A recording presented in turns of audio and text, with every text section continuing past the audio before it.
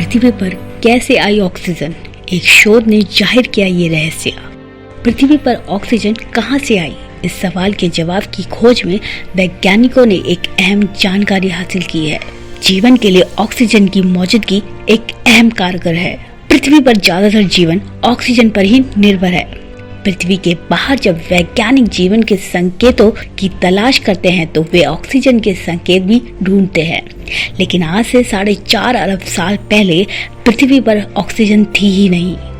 पृथ्वी पर ऑक्सीजन कैसे आई, यह रहस्य आज भी शोध का विषय है। ताजा शोध ने इस पर रोशनी डालने की कोशिश की है। कई दशक से वैज्ञानिक यह जानने की कोशिश कर रहे हैं कि पृथ्वी पर ऑक्सीजन पहली बार कैसे और क्यों हवा में आई थी। वे लंबे समय से यह मान रहे थे कि जीवन से ही पैदा होने वाली ऑक्सीजन ही धीरे धीरे वायुमंडल में जमा होती गई। शिकागो यूनिवर्सिटी के प्रोफेसर निकोलस डोफास ने कहा, हम अब भी निश्चित नहीं है कि यह कैसे हुआ, लेकिन इस दिशा में थोड़ी सी भी जानकारी बहुत अहम होगी। शिकागो यूनिवर्सिटी के स्नातक छात्र एंडी हर्ट, डोफास और उनके साथियों ने पृथ्वी के वायुमंडल में महासागरों के लोहे की भूमिका की नई जानकारी की खुलासा किया। इस शोध ने पृथ्वी के इतिहास के बारे में और ज्यादा जानकारी दी है। इस अध्ययन से दूसरे तारों के सिस्टम के जीवन के अनुकूल संभावित ग्रहों की खोज में मददगार हो सकता है। वैज्ञानिकों ने सावधानी से पुरातन पृथ्वी की टाइमलाइन बनाई है। इसके लिए उन्होंने पुरानी चट्टानों, उनके रासायनिक संरचना और उनमें हुई बदलावों का अध्ययन किया।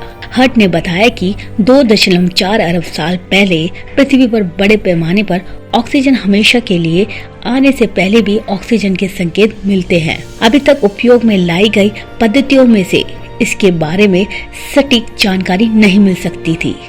लोहे की चीजों पर लगी जंग से यह पता लगाया जाता है कि आसपास पानी और ऑक्सीजन थी ही नहीं।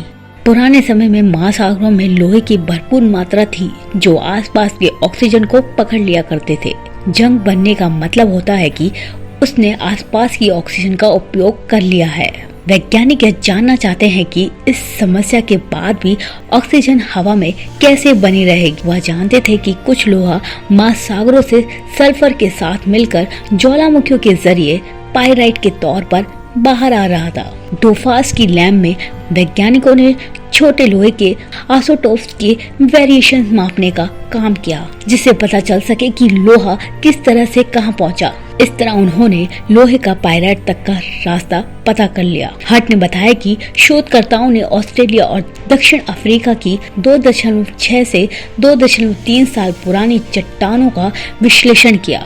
डोफास ने कहा कि यह काफी जटिल था, लेकिन उनकी टीम ने इस समस्या के एक हिस्से को सुलझा लिया। शोधकर्ताओं का कहना है कि इस दिशा में हुई प्रगति बहुत ही अहम है।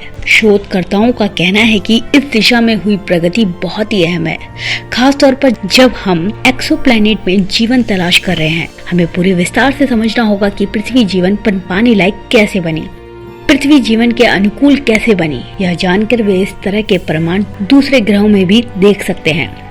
शोधकर्ताओं को लगता है कि ऑक्सीजन के आने से पहले की पृथ्वी एक्सोप्लैनेट को समझने के लिए बहुत ही अच्छी प्रयोगशाला हो सकती है। तो दोस्तों, आपको हमारी दी हुई जानकारी कैसे लगी? आप अपनी राय हमें कमेंट करके जरूर बताएं। और साथ ही अगर आपने हमारे चैनल को सब्सक्राइब नहीं किया तो आप हमारे चैनल को सब्सक्राइब करना ना भूलें।